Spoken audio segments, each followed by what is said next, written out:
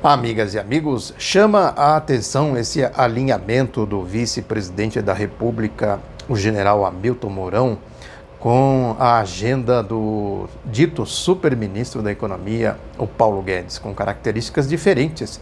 O Paulo Guedes é troglodita da linha de Sérgio Moro, da linha do Jair Bolsonaro. O Mourão tenta dar um pouco de erudição nas suas afirmações. Ele consegue, inclusive, transmitir as suas ideias de maneira mais clara do que o troglodita Paulo Guedes. Antes de prosseguir, eu sou Oswaldo Bertolino, este é o Outro Lado da Notícia. Hoje é dia 30 de setembro de 2019. Pedir para vocês compartilhar, para vocês dar o like, para vocês comentar, né? É muito importante tudo isso.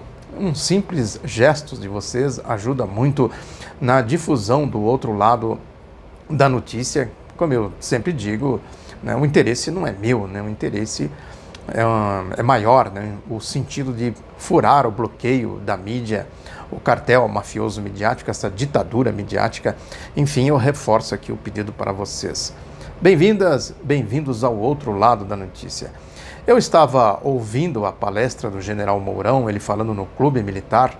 Eu estou acompanhando ele mais de perto e ele sempre entra na tese dele. Tem 3 agendas, né? Ele fala da agenda de costume, a agenda econômica e a agenda política. E ele insiste muito na agenda econômica, porque a agenda econômica é a que dialoga, né, com amplos setores aí que têm interesse no projeto, né, no processo todo aí do golpe, do impeachment, né, o programa de governo, o projeto de poder. Quer dizer, há uma incompatibilidade entre o que defende, né, esses setores aí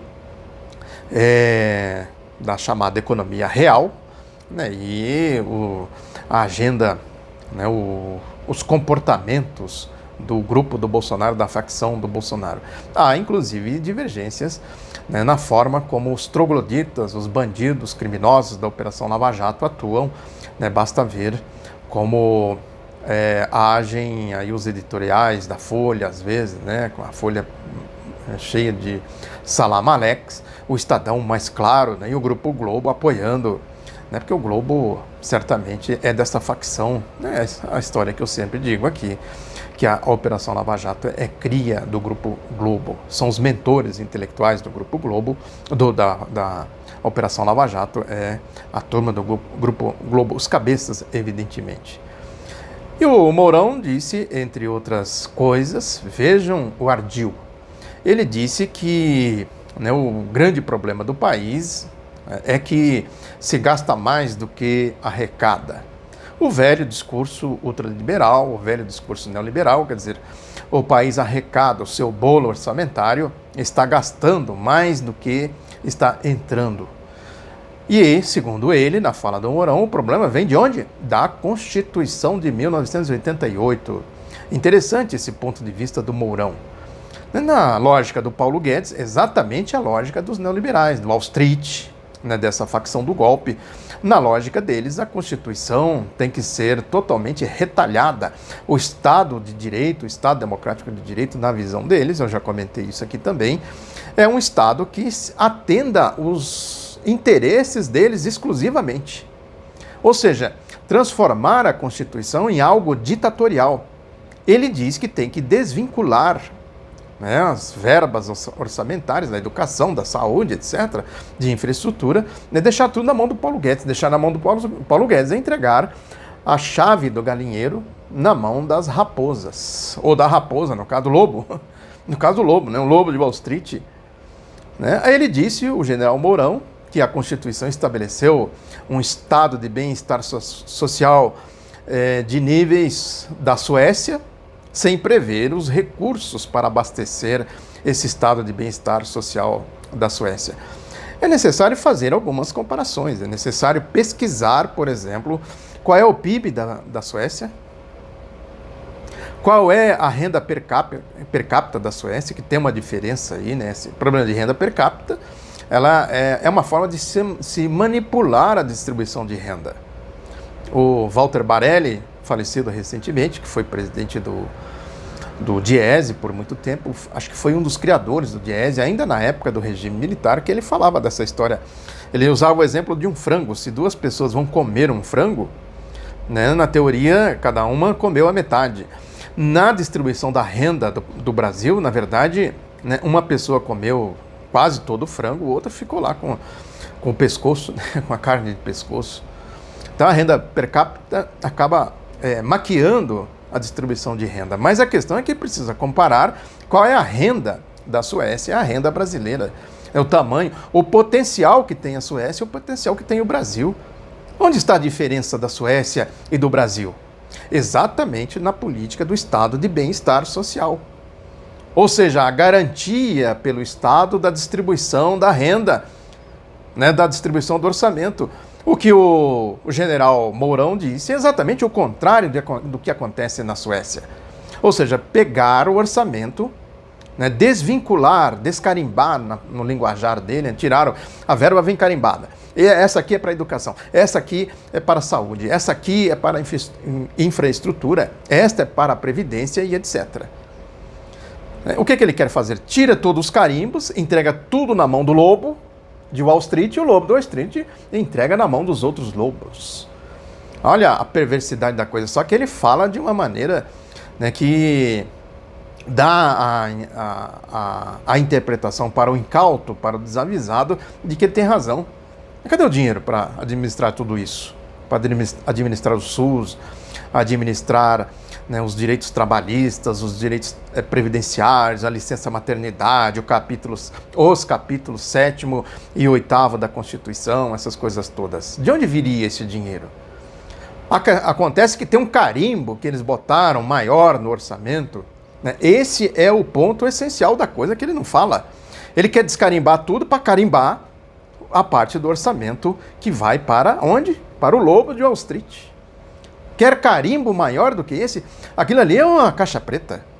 É blindado, chamado superávit primário. Ninguém mexe naquilo lá. Tanto é que ele nem toca no assunto, o general Mourão. Ele chega a dizer, o Brasil está pagando, isso é discurso também do Paulo Guedes. O Brasil está pagando um plano Marshall, aquele plano de recuperação da Europa do pós-Segunda Guerra Mundial, por ano de juros da dívida pública. Ora, essa que é a questão. É necessário tocar nesse ponto aí. É necessário, né, ver exatamente como é que se administra isso. Como é que reduz essa dívida. Aí entra o papel do Estado. A história bem conhecida aí, a história da marolinha do Lula, quando ele falou em 2008, quando estourou a grande crise do sistema capitalista, do regime capitalista, ele disse que a crise chegaria no Brasil como uma marolinha. O que se fez ali? Primeiro acionou os bancos públicos, a Dilma fez isso também de maneira muito coerente com a realidade do país. O importante era manter a atividade econômica, o nível de emprego, de renda, os programas sociais, as políticas públicas, etc, etc. O que eles querem fazer agora? Já liquidaram o BNDES. Querem privatizar o Banco do Brasil, a Caixa Econômica Federal. Que instrumento o Brasil teria para enfrentar os efeitos da crise? Portanto, são duas formas de se olhar para a administração do Estado, para o orçamento. Esta forma aí de Paulo Guedes, do general Mourão, é de desvincular tudo, entregar todo o orçamento nas mãos do lobo. O lobo tomando conta do galinheiro. Esta que é a lógica. Aí a gente vai ver, tem um editorial do jornal Estado de São Paulo,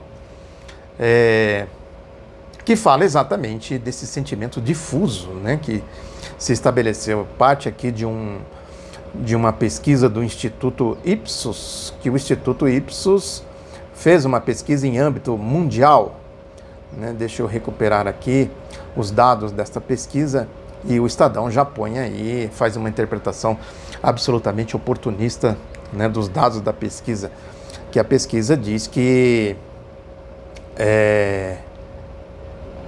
ainda não é esse aqui, diz aqui que a pesquisa do Instituto Ipsos, deixa eu achar aqui, eu não estou achando.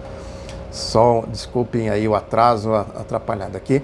A pesquisa foi realizada entre março e abril deste ano, e ouviu 18.528 adultos em 27 países de todos os continentes, entre os quais o Brasil. No geral, 70% dos entrevistados consideraram que a economia de seus países está capturada pelos interesses dos ricos e dos poderosos. Além disso, 66% entendem que a política tradicional ignora pessoas como eu, entre aspas, e 54% afirmam que a sociedade de seus países está fraturada. A região do mundo que teve os piores resultados nessas questões foi a América Latina.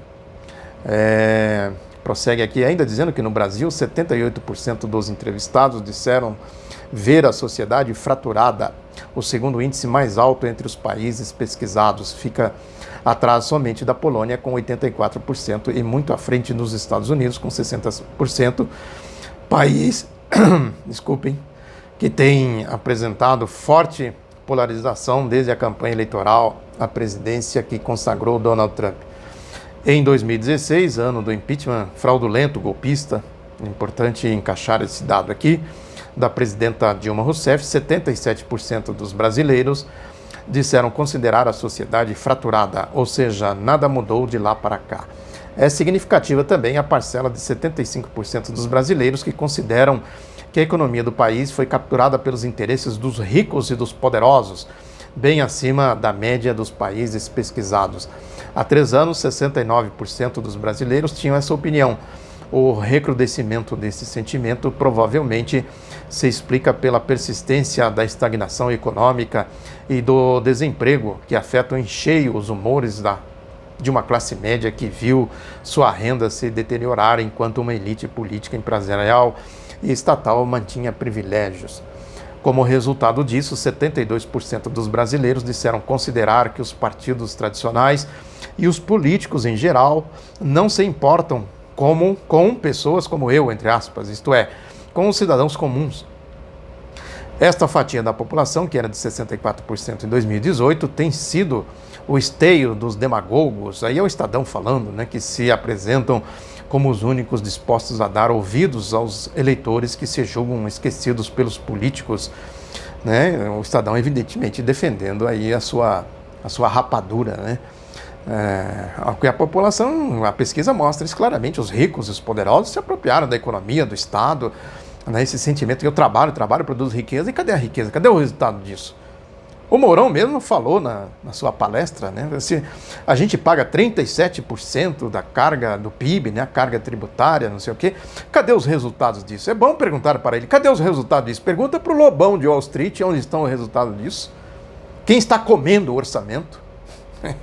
O povo não domina, evidentemente, os mecanismos aí do mundo financeiro e tudo mais, mas percebe, a pesquisa revela isso. Alguém está comendo o meu.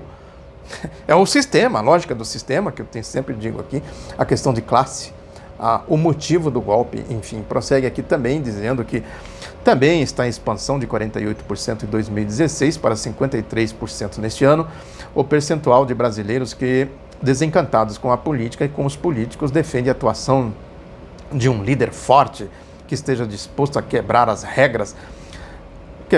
Evidentemente que não é quebrar as regras como eles quebraram, é quebrar as regras desse poder, né, econômico, desse poder ditatorial. Essas são as regras que o povo quer que se quebre.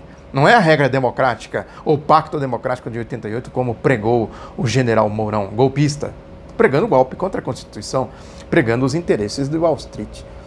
Aí ainda prossegue dizendo que para 62% dos entrevistados, em média, 59% no Brasil, os especialistas não entendem a vida das pessoas como eu, ou seja, da pessoa, né, comum. Isso é verdade, eles trabalham com estatísticas.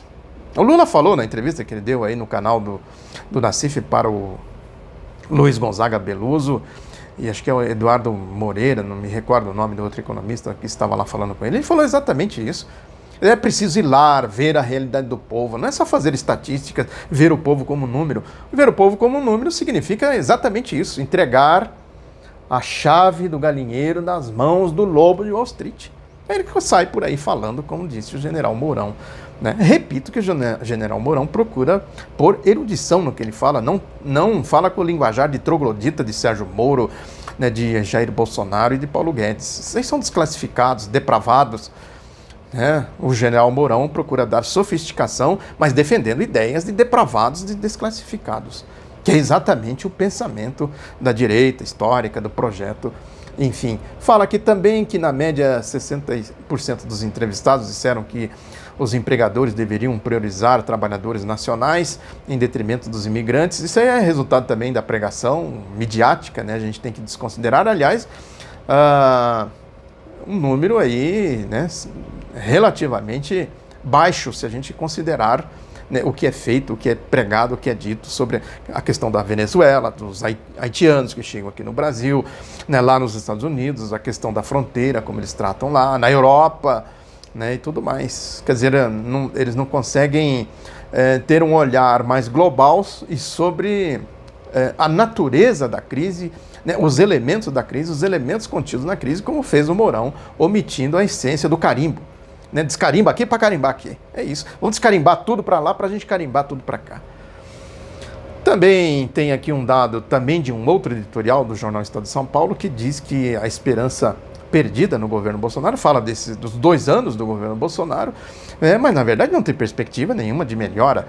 Né? Cita aqui o caso do Banco Central, do IPEA e também do mercado financeiro, com crescimentos ridículos, medíocres para este ano, para o ano que vem também, né? Sem nenhuma perspectiva de retomada do crescimento, consequentemente do emprego, da renda, distribuição de renda, essas coisas todas, né? E se não tem perspectiva para este ano, para o ano que vem, né, muito menos vai ter para 2020, 2022. Quer dizer, o país, na verdade, está entrando numa grande crise, né, sem perspectiva de saída, né, num mundo que está também mergulhado numa crise que vai se agravando cada vez mais. Esses dados são reveladores. Quer dizer, o povo não tem o entendimento dos processos sociais, dos mecanismos econômicos, mas vê, né, vê. Tem gente...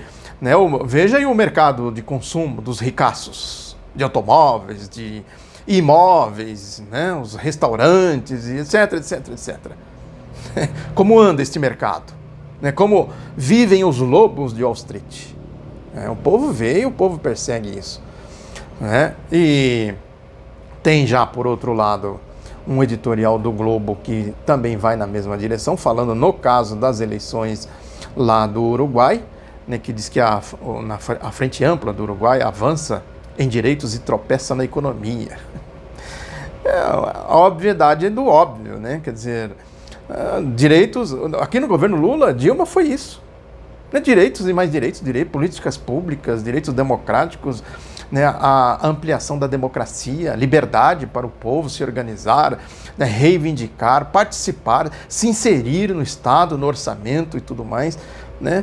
Agora, a economia é um fenômeno mundial, né? Cada país tem que adotar os seus mecanismos para se defender dos efeitos da economia global. Onde está o epicentro da crise global? Nos Estados Unidos. O Banco Central dos Estados Unidos acabou de injetar aí mais não sei quantos, Beluso falou disso na entrevista lá com o Lula, né, trilhões de dólares. Eles injetam dinheiro onde? Aqui no Brasil, nós tivemos o Proer, do Fernando Henrique Cardoso, uma dinheirama, mais de 20 bilhões de dólares na época. Isso foi em 95, por aí, 94, 95. Por que eles não investem tudo isso, por exemplo, em programas, como fez o Lula e a Dilma no PAC, Programa de Aceleração do Crescimento? Investe em obras públicas, como fez o Roosevelt com o New Deal no episódio pós-crise de 1929 e 1930. Como fez a Europa do pós-Segunda Guerra Mundial, a Suécia, de que falou o general Mourão, né, com o estado de bem-estar social, né, as políticas social-democratas, né, como fez a China pós-Revolução de 49, que aliás amanhã completa aniversário, 70 anos, né, como fez o Vietnã, como fez Cuba, né, como fez a Venezuela, como fez a União Soviética. Investimento maciços, né, em obras para o povo, em direitos para o povo, né, políticas públicas para o povo e tal. Né? Essa é a velha história, né? O socialismo não deu certo. Como não deu certo? Como era a Rússia antes da Revolução? Como era o Vietnã antes da sua libertação? Cuba? É só comparar Cuba. É aquela história, uma frase do Marx, né? Desigualdade consiste em tratar desigualmente coisas desiguais. Cuba tem que ser comparado com seus países, com seus vizinhos ali, a realidade daquela região ali. Comparar com o Haiti, por exemplo, a Guatemala, com a Nicarágua, essas coisas todas. A comparação tem que ser feita ali, não comparar Cuba com os Estados Unidos, com a Europa, com o Brasil, né? O nível de desenvolvimento, como eles trataram, como Cuba e a sua região ali foi tratada ao longo da história pelas potências, primeiro pela Espanha, né? Depois pelos Estados Unidos.